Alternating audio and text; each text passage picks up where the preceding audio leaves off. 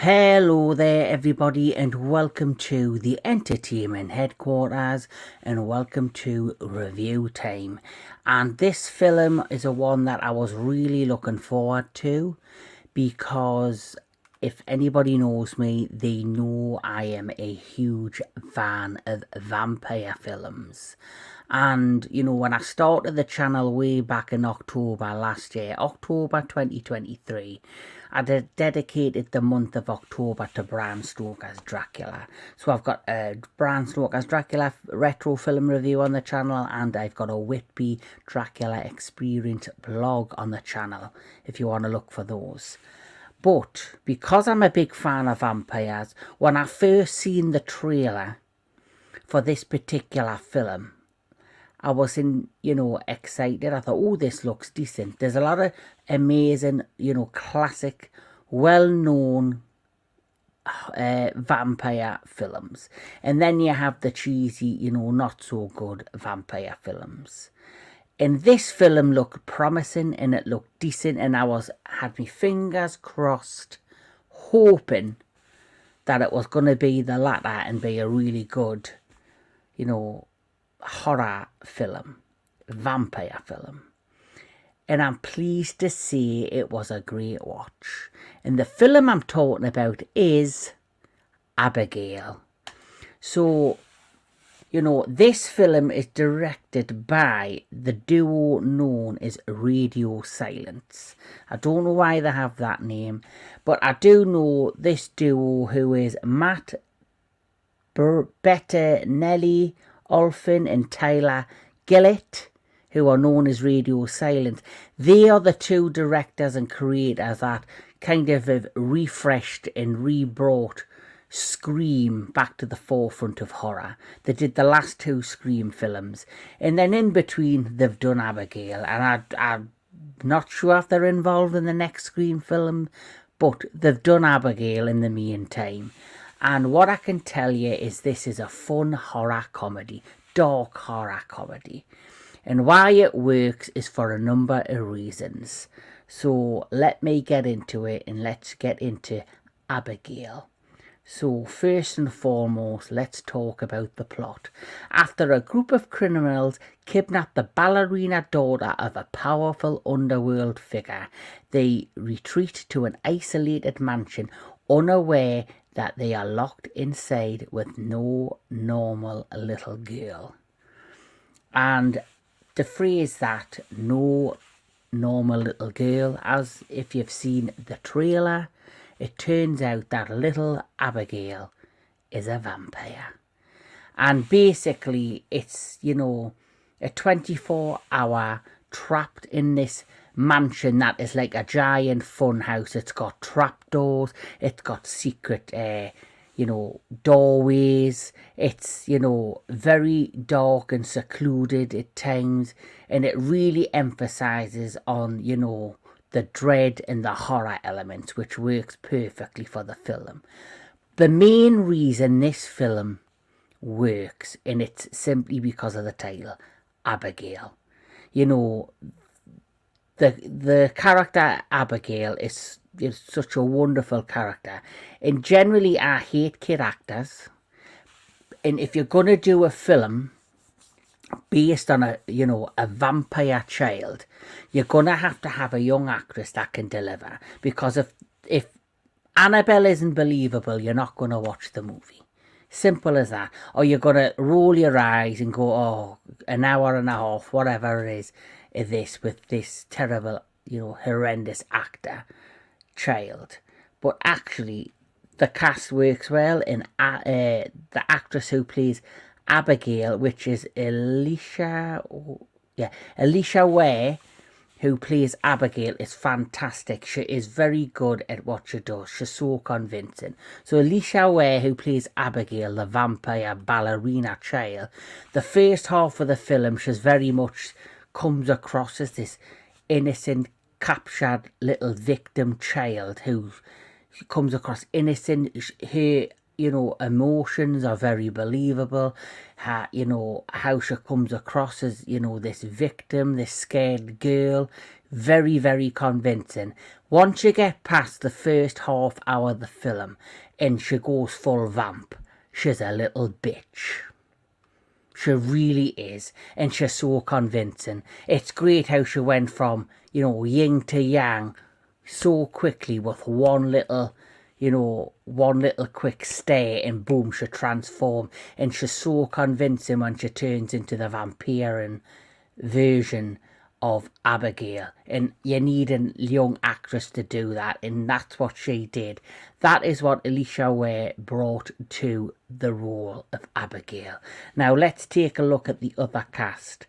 So, as the story says, you've got this young girl who gets kidnapped from a powerful family, a powerful father, and they're basically going to keep her trapped in this mansion for 24 hours, and then they're going to have a ransom of 50 million.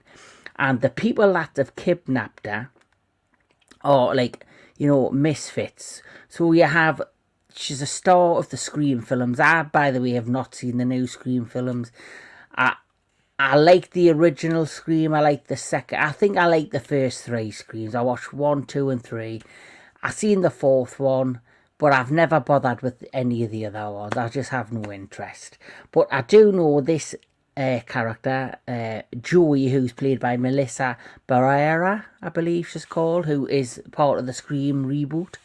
She plays Joey, who is the other main stars. There's 3 main actors you need to follow throughout. The cast are fantastic. There's a great assembled cast, but there's 3 characters that basically continue on to the end of the movie are the ones to watch. The first one is, of course, Melissa Barrera, who plays Joey. She is the one that has a kind of a soft spot and a connection with Abigail. Abigail, of course, is this, it's Abigail, there's Joey, and then there's Frank. Frank played by Dan Stevens, who's always a blast to watch. He's just recently done a great performance in Godzilla X Kong, The New Empire. He was in there, and he did a great job in that. And he's carried on the success from that into this. He's great fun to watch. He always brings the fun element. Like I say, this is a dark horror comedy. So you have the wisecracking, you have kind of the one-liners from all the cast members, and it really works well within the story. And he plays Frank. So Frank, Joey and Abigail are the 3 main ones that you need to pay attention to. But you also have Will Catlett as Rickles, Kathleen Newton as Sammy, Kevin Durand as Peter. Now, Kevin Durand, most of the roles I've ever seen him in, he's always played this tough guy, the big, strong, tough guy, where this, he plays a dim-witted tough guy, but you end up having kind of a soft spot for him. You really, grow to love his character in this, which is what I liked about him. It was different of him normally just being the ridiculous tough guy that comes to a quick ending. He's a character that you generally learn to, sympathise with and enjoy. The same with Joey, her character, which is the main, I think, vocal point of her relationship with Abigail, because she is the one that basically has a bit of a connection with Abigail throughout the plot of the film. You have Angus Cloud as Dean. You have Giancarlo Esposito as Lambert, who is the guy from Breaking Bad, Star Wars. He's your stereotypical bad guy. He's always the smooth talking, silent type villain, mastermind, or sidekick, or somebody like that. And he's exactly the same. For me, he's now totally typecast in everything he does. He kind of plays the same kind of suave character, and he's like the leader of this gang of people that's come together to kidnap Abigail and place her in the mansion. So he wanders off. He's only in the film at the, he's only in, the start. And he does make another appearance near the end of the movie, which is a good twist, which I will not spoil. But there is, you know, twists and turns throughout this. And like I say, the end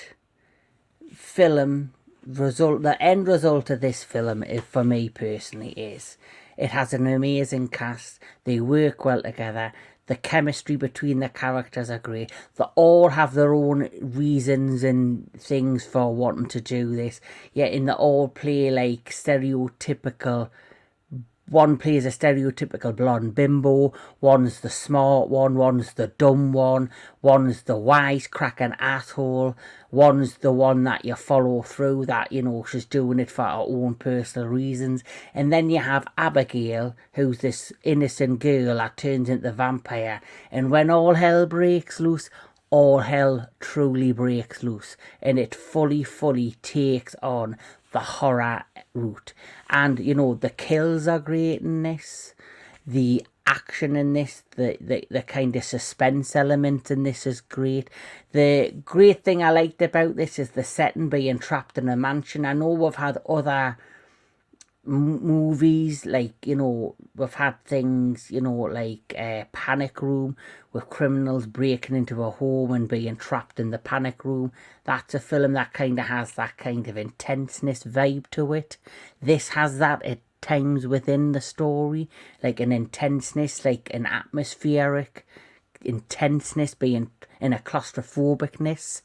And then obviously you have all that alongside the horror elements within the plot, and then you have the wisecracking dark comedy elements in this. So for me, it's a mixture of like a claustrophobic dark horror comedy, like Dusk Till Dawn, with its weird comedy elements and that, and like the intense claustrophobic kind of intenseness of, say, Panic Room. They're two films that come off the top of my head.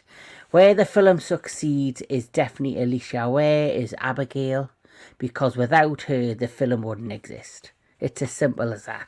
She's a perfect casting, and they must have, you know, the cast her in this was dynamite. I can't imagine them casting anybody else, in the role of Abigail, because she's that good in the role. The casting of, God, I'm talking that fast, I kind of think. The casting of Melissa Barrera as Joey and Dan Stevens works really well. All of the cast work really well. The cinematography in this, because of its setting, the lighting, and how it all comes together with the twists and the turns, and, you know, seeing Abigail in a full vamp mode doing a ballerina and dancing through the corridors, on the ceilings, and seeing, like, especially, like, say, the likes of Kevin Durand, who plays Peter, the big tough guy who was sympathised, for him to be running away from this little tiny ballerina vampire was funny to see, and the humour in that side's funny, and obviously it's refreshing for a vampire film. That's what I loved about this. It's quite refreshing for a vampire film. It carries on all the stereotypical vampire, you know, elements that you've seen in past movies. You know, how they're trying to come up with ways to, you know, kill her. How they're going to, you know, use garlic or steaks. And they're thinking of all the stereotypical things that you would find, you know, to kill a vampire in the confines of this giant mansion. And to see them, you know, coming up with plans to try to deal with that is really fun, and it's done in a refreshing way that it's enjoyable. My negative for Abigail is that the trailer I wish I never seen, because the trailer does give away a lot of some of the jumps in the horror elements, but I still enjoyed it. It's still a film I still went into, and I still enjoyed it. In the final scenes where you get like a bit of a reveal and a surprise was well worth it. It really was. And of course, if nobody knows, this is kind of a soft reboot of a 1930s vampire film. I'm not going to tell you the title, but it's definitely based on a 1930s classic vampire film, and it has elements for that within the plot of the movie, and when those elements reveal themselves, it's very much rewarding. and I thoroughly enjoyed it. So the horror elements in this, the dark comedy elements in this, the styling of the movie, the cinematography, the look of the movie, the way it makes you feel from laughing to the dark comedy to then being totally horrified by the gore and the fright element works fine, works great in this. So what would I rate Abigail? I would 8 this, and it's mostly because of Alisha Weir's amazing performance. I would definitely rate this 7 out of 10. Now 7 out of 10, the reason I'm giving it 7 out of 10 is it has so many positives, but the negatives is the trailer revealed a lot of it, and there's elements to it that were spoiled for me, but overall it was an enjoyable experience. It's definitely high on my list of a vampire film I could go back to. So for me, 7 out of 10 for Abigail. It's still in theatres. I suggest you go see it. There's a lot of horror films out there that have been better than horror films that we've had in the past that were just quick cash grab jump scare flicks that had crap stories and just all CGI horror. This has a lot of practical effects. It has a lot of great jump scares. The First Omen is an amazing, horror film. I suggest you go see that if you still can. There's a lot of films that I think aren't getting the promotions that they should right now. I think they're being let down by the studios themselves, and they should be higher ranked and making a lot more money than they should.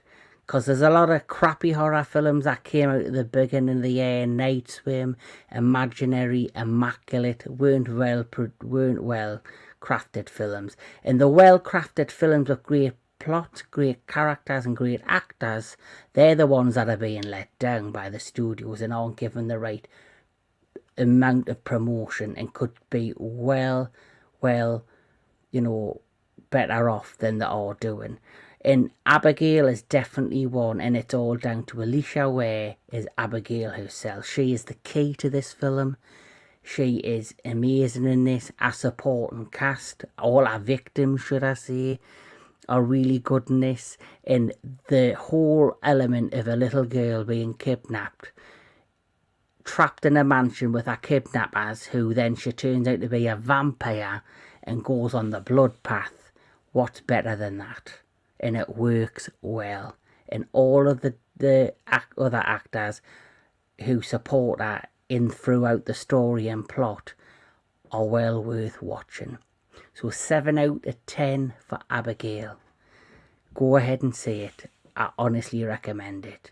So until then, keep loving your movies, keep loving your television, keep loving all things entertainment, and I'll catch us all at the next one.